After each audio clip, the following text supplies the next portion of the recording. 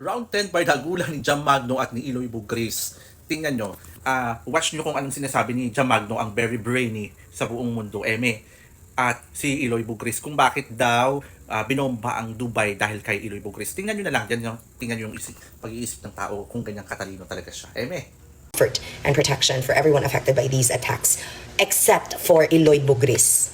I checked, buhi pa siya. Ikaw ang rason nga gibomba ang Dubai sa imong kabakakon, sa imong ka-scammer. Ikaw ang dili deserving nga protektahan. Pagkabomba sa Dubai, anak ko buhi pas Eloy, wa maigo. Mirisi ni mong bakakon kang dako. You are the reason Dubai is bombed. Ikaw ra gid unta tong naigo. Dili unta na katong caregiver nga naigibuhat nga sakto diha. Dili unta kato ang nawala because she was just doing her job truthfully. Ikaw unta, dili mo mga dogs. Your dogs need to be safe, pati imong husband. Ikaw, gisalo unta nimo ang bomba. Diba? Gisalo unta nimo sa imong simod.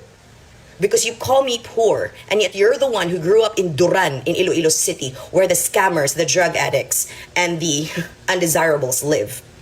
Squatters. Mapitaw itong nireklamo, di ba? Mga bisita sa inyong balay, kikita nga sa iro. Ninyo nga laaw ang ilang mga chinilas nga mahalon.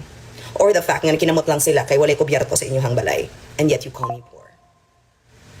I checked, actually, when Dubai was being bombed, I checked kung naigo ba ka, but sadly wa. So, I pray for the rest of the overseas Filipino workers. Dili unta na mo maangin sa kakabakako ni Eloy. Ug dili ta na mo magabaan og appeal sa iyang ka-liar. Diba? Hadlok man nagbumbahan niya. Grabe ka bakakon. Oh, hadlok mamatay no. Mao na. Na-remind ka no. Mabago na siguro ta no. Maghinulsol na siguro ta sa atong kabakakon no. Instead of hoping and praying for safety for you and your dogs.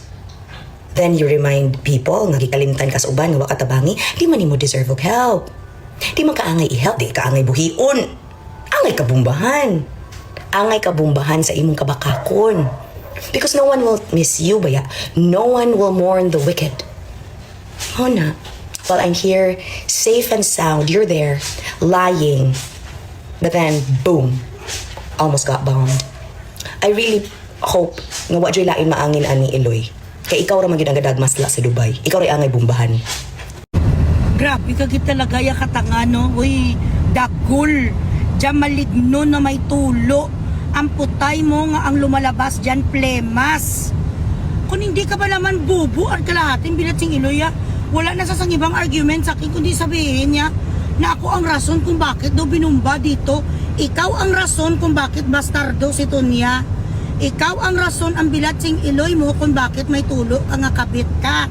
Ikaw din ang rason ang bilatsing Eloy mo kung bakit napapahiya ang pamilya mo. Dahil sa garok at ang bilatsing Eloy mo nga prinsipyo sa buhay, you were never a wife. Itong lalaki nga bunjing napakasal-kasal sa'yo, binili mo yun. Dahil ikaw ay sugar mommy, mababa kang klase ng isang pagkababae, hindi ka inaasawa, kinakabit ka. Pinakasalan ka lang kasi binili mo ang bunjing alpot pangit, lamok na may anemia.